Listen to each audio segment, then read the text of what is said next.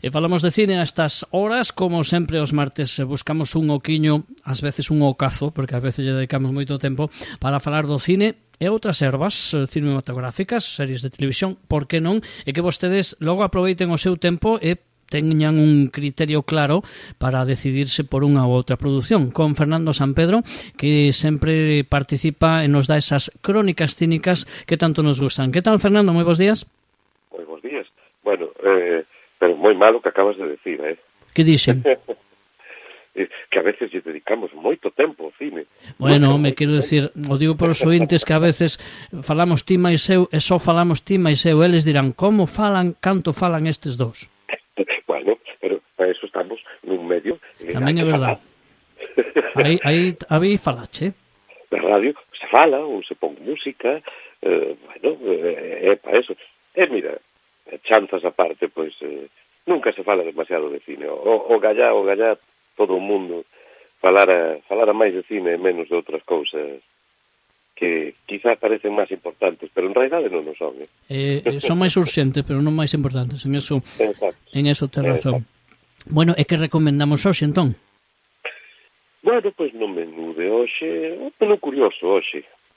Digo curioso porque, bueno, hai dúas películas, bueno, na realidade 4, pero dúas películas de estrea, un documental tamén de estrea, e despois pois unha revisión dunha película que, bueno, eu personalmente tiña bastante olvidada, pero guardaba un bo recordo dela de fai 40 anos, e bueno, dixen, pois vou volver a vela, a ver que tal embelleceu, e bueno, embelleceu, fíxose maior moi xeitosa.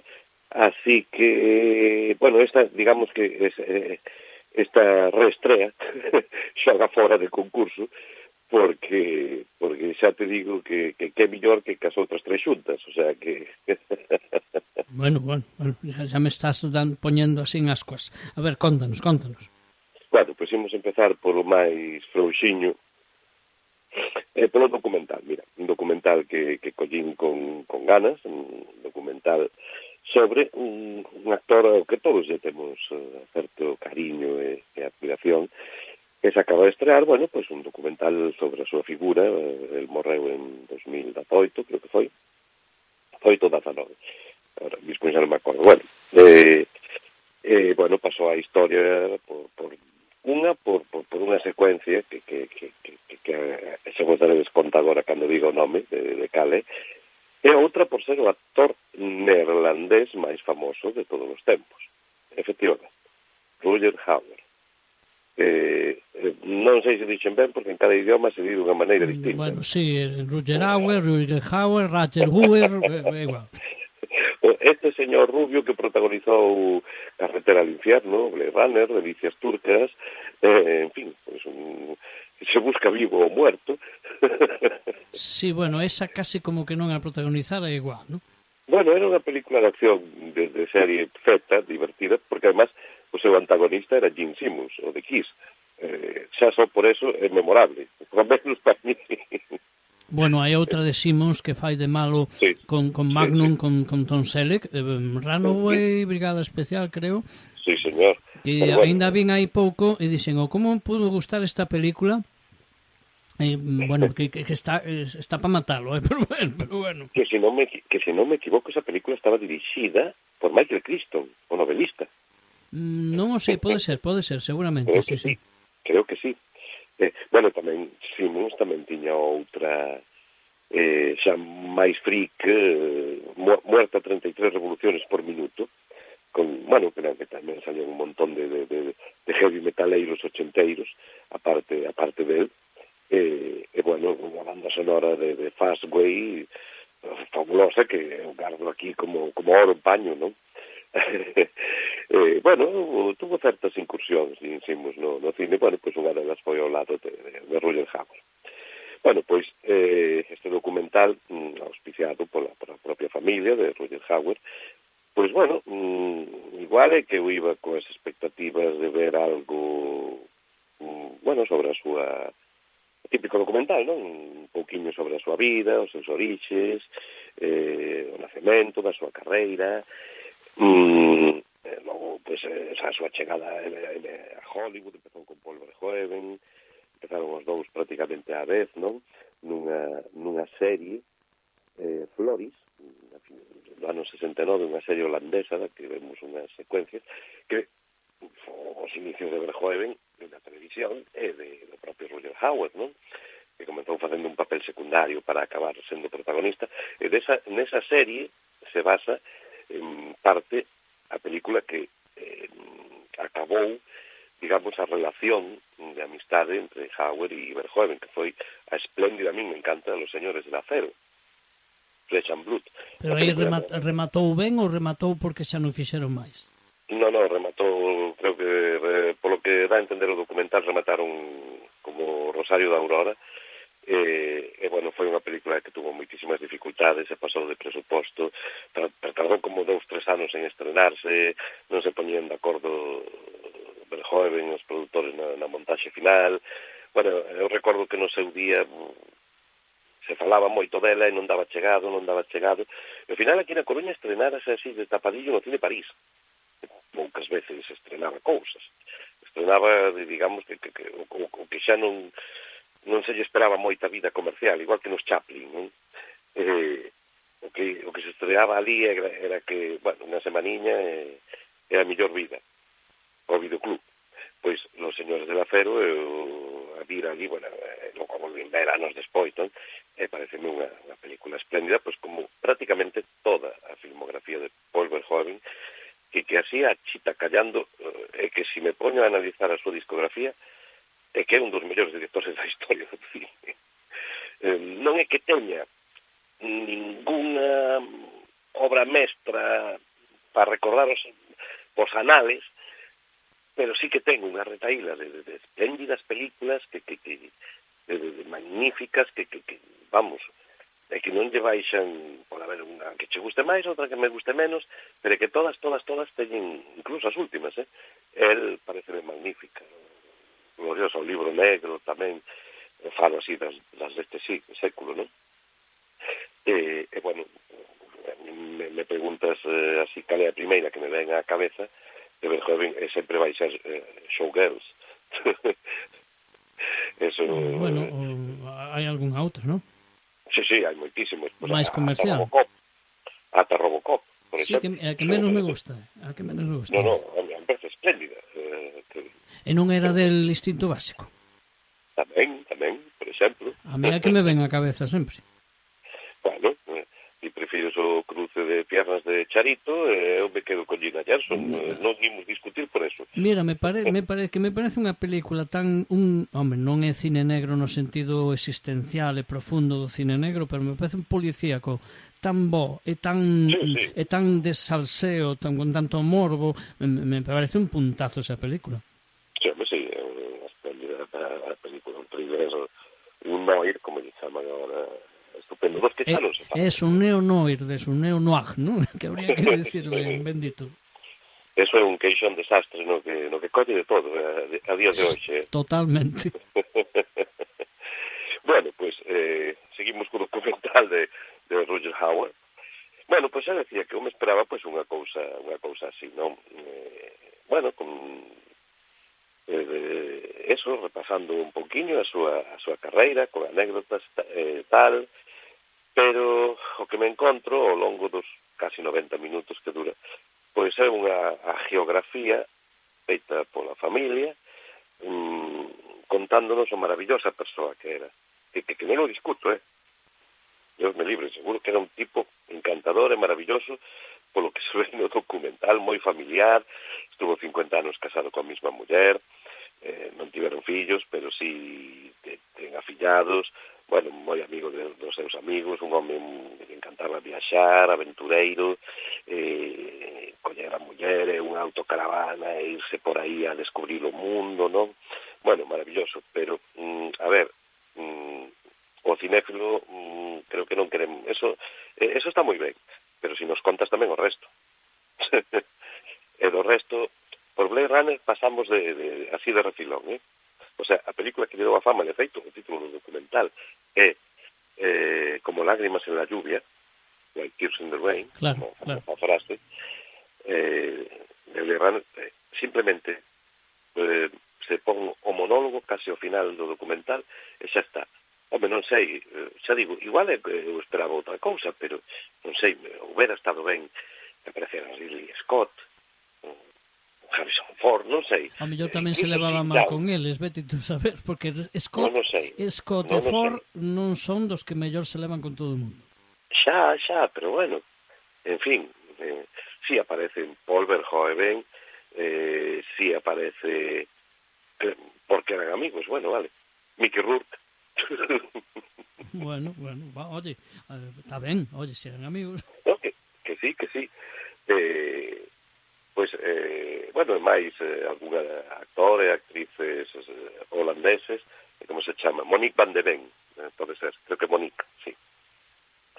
Pois tamén aparece por aí, bueno, pero en líneas xerais é unha geografía con todas as letras, a maior lore e gloria de ese personaxe, que a ver, como álbum familiar, moita foto, moito vídeo, porque ele era moi aficionado a gravalo todo, unha cámara de man, non?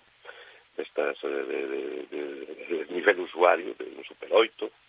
Bueno, pois, vemos moitísimas grabacións caseiras. Bueno, moi ben, estupendo, pero, xa digo, non é o que eu quería. Entón, unha pena que poidera ser unha... Xa non digo que houbera carroña, non ten por que haber carroña, simplemente eso, as cousas que as curiosidades... Interese cinéfilo, vamos. Claro, que as curiosidades que co cinéfilo, co seguidor, pois quere saber, quere ver.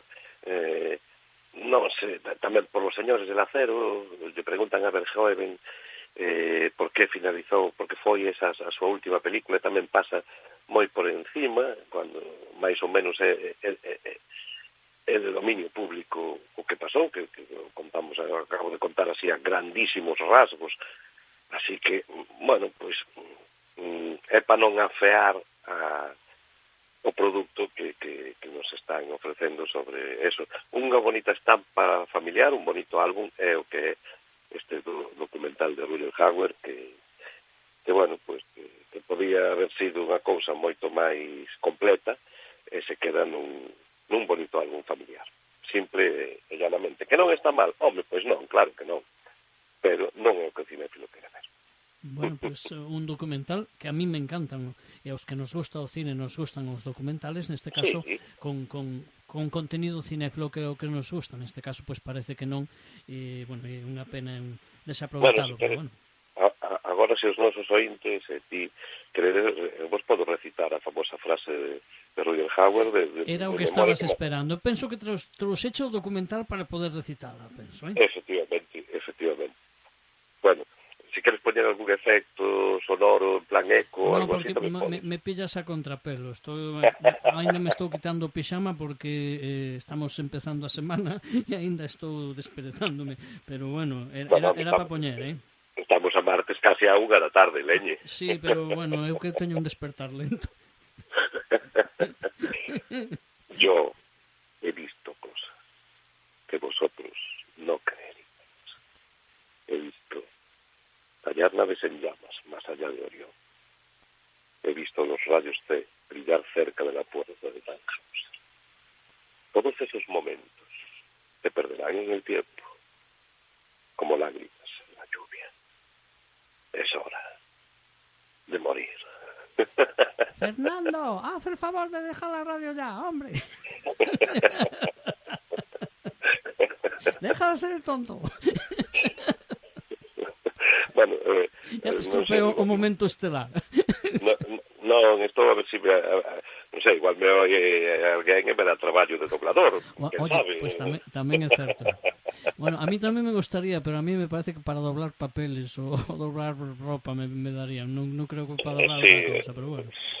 Sí, oye, pero, non sei que sería peor, se doblar papeles ou roupa, Pero ti tes aí xa un poquinho metido o pé, non? No mundo, porque xa tes actuado en moitas producións. Sí, bueno, quero dicir, tes máis contactos para, o mellor, pois, poder facer acabando traballos de doblaxe, non? Ou non? Pero, bueno, ainda seguimos aquí esperando a gran oportunidade. Bueno, mira, outros como Saturnino García lles chega con 60 e pico anos, outros con 80, con 90, nunca é tarde, nunca se sabe. Tamén é verdade. Bueno, pues, O importante é non perder a ilusión. Tamén é verdade, exactamente.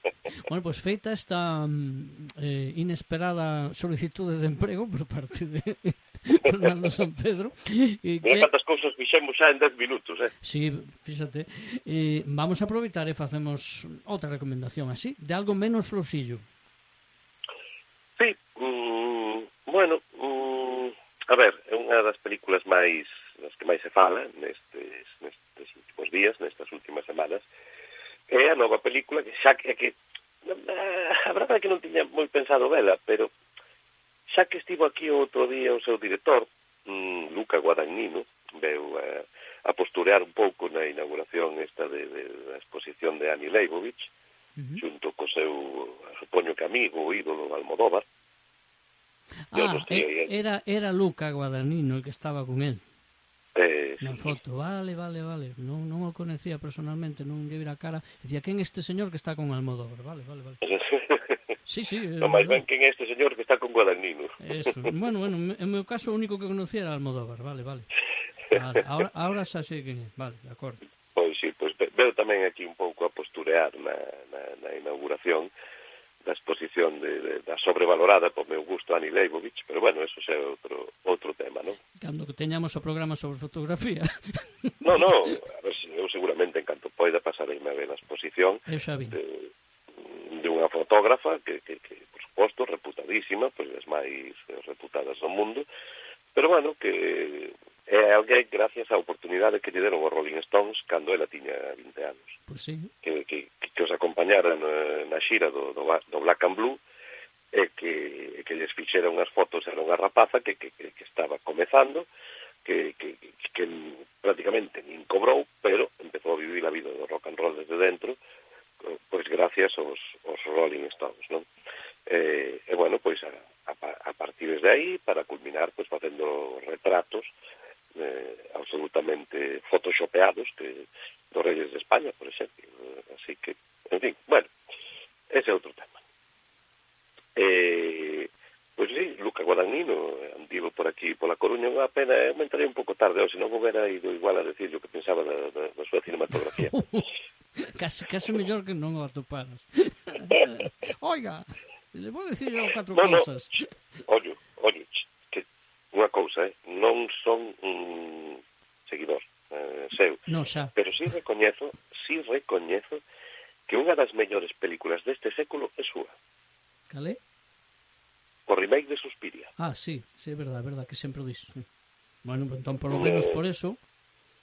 Sí, simplemente por eso xa merece un mínimo de respeto. Logo, o resto da súa filmografía son dos que leía outro día o colega que cos anos foi me caendo millor e agora me río moito con el, Carlos Bollero.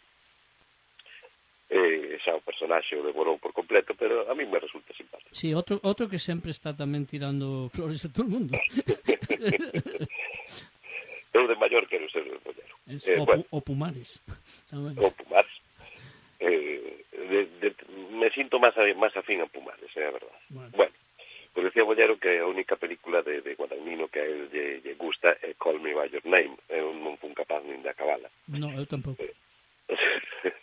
Pareceme insufrible. Pero bueno, Suspiria sí me parece un prodixio, unha obra mestra, non? Que supera o proposto pola magnífica de Darío Argento de fai 50 anos. Pero bueno, esta é outra nova visión e a mí pareceme moi acertada.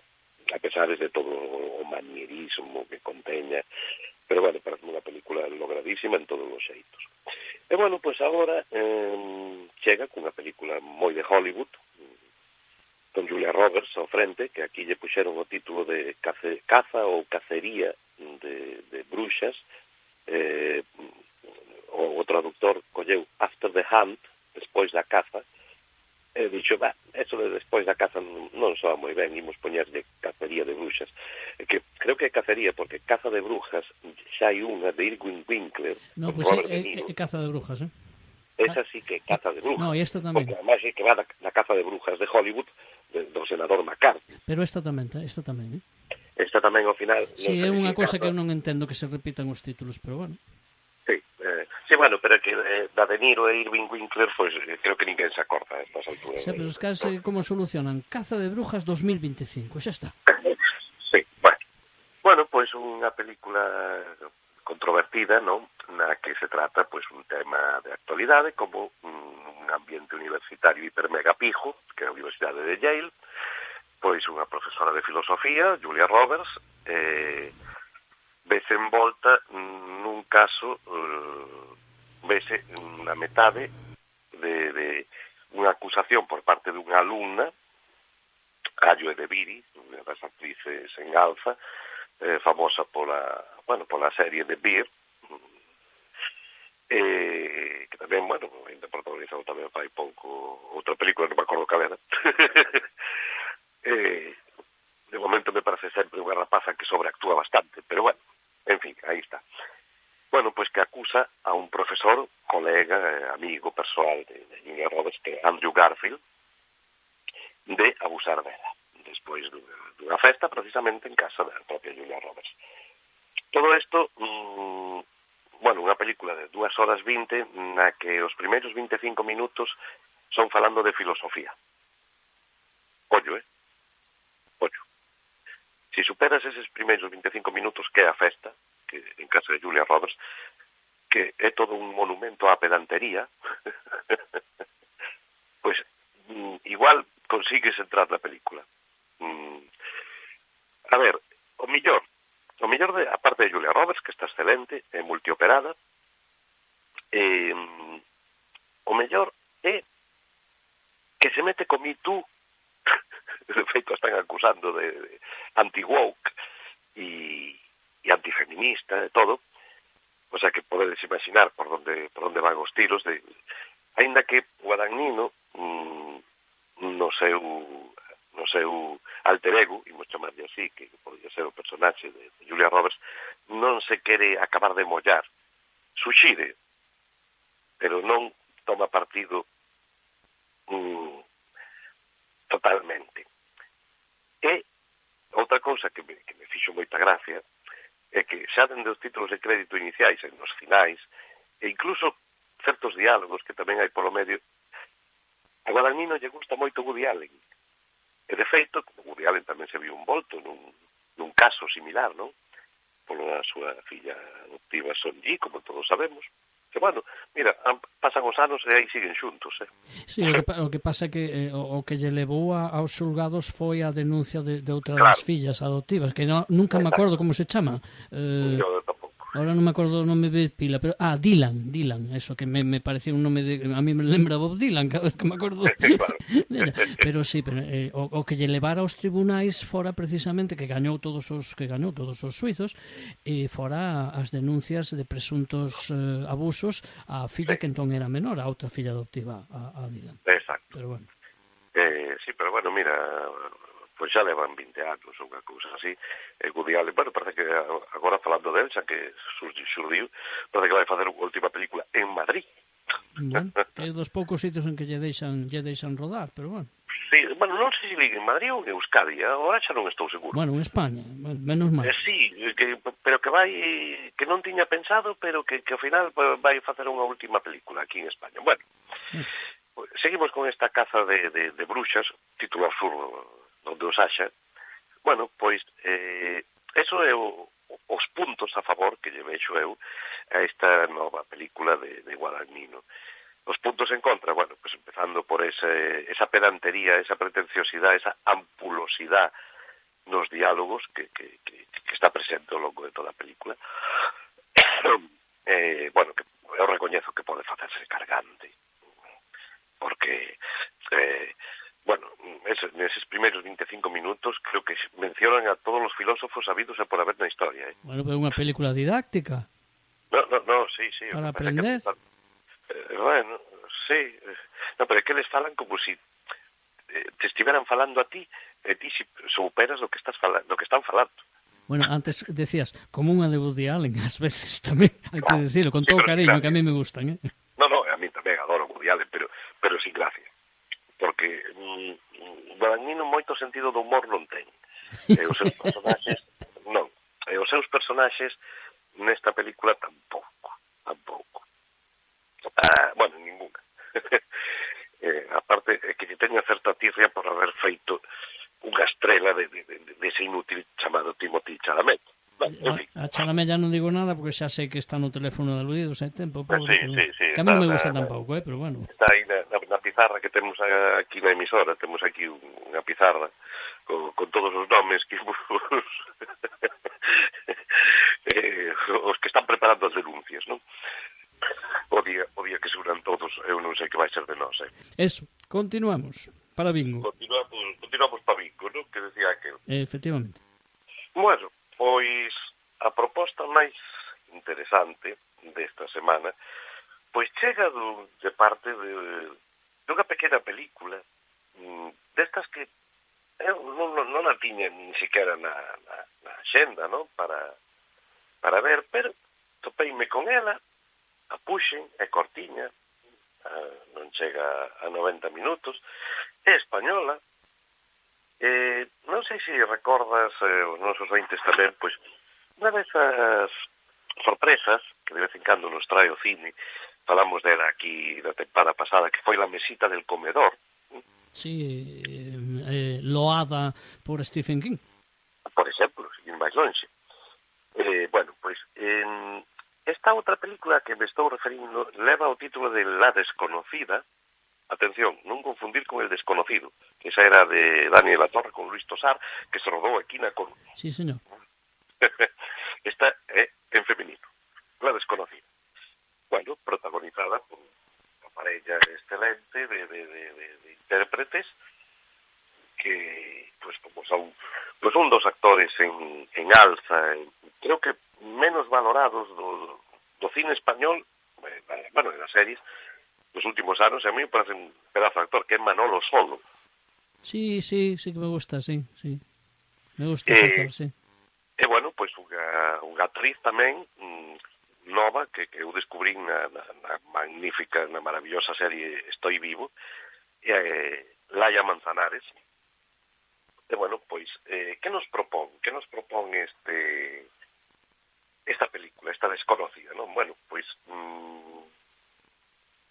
como dá moitos xiros, de feito a campaña de marketing que lle fixeron nos cines é que non contes nada da película, simplemente imos decir a premisa inicial, non? A premisa inicial é un home maior, adulto, pai de familia, Manolo Solo, cuarentón, pois que se dedica a chatear con menores de edad por internet, lles pide vídeos, fotos íntimas, estas cousas, e logo dá con elas para chantaxeadas. Ese é o punto de partida. Non vou contar nada máis.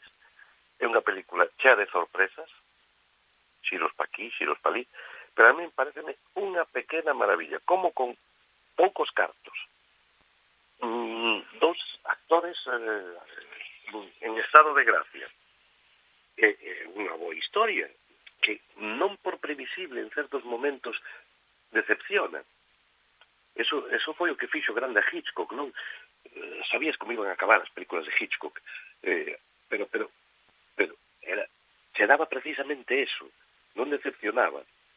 E eso é o máis difícil de facer, non sorprender, sino cumplir coa expectativa que estás prometendo. Bueno, pois, pouco máis se pode decir, unha película pois prácticamente perfecta dentro da súa modestia. É unha película que non se lle poden poñer pegas. Si as queres poñer, as vas a encontrar, evidentemente. Pero bueno, a min encantoume, a devorei para min pasaron 10 minutos, nada máis, en lugar de casi 90, resultou super entretenida, intrigante, e xa digo, que aínda que non propoña tampouco nada novo, bueno, é fresca, é diferente, e bueno, pois para os seguidores do cine, non fantástico, porque aquí non hai elementos fantásticos, pero sí para os seguidores dos thrillers intensos, pois é unha das propostas que máis, xa digo, máis retorcidas, ademais, non? Que se poden encontrar nas plataformas a día de hoxe. Está en Filmin, por exemplo. A dice Pablo Maqueda.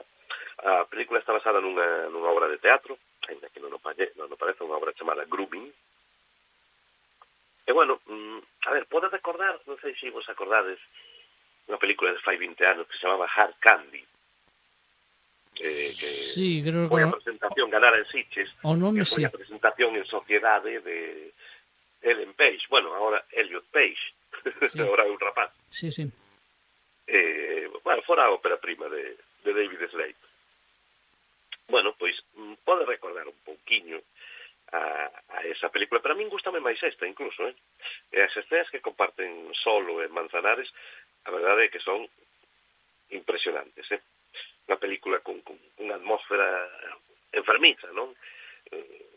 Moi ben potenciada, e bueno, pois logo cada ratiño un plot twister, unha sorpresa, un xiro que bueno, que hai que vela para creerla, non? Como se soe decir. Pois xa digo, unha película moi estimable, que, eso sí, tampouco fai gala dun gran sentido de humor, mellor dito. Bueno, se a trama é así retorcida, pois o mellor casi mellor, non?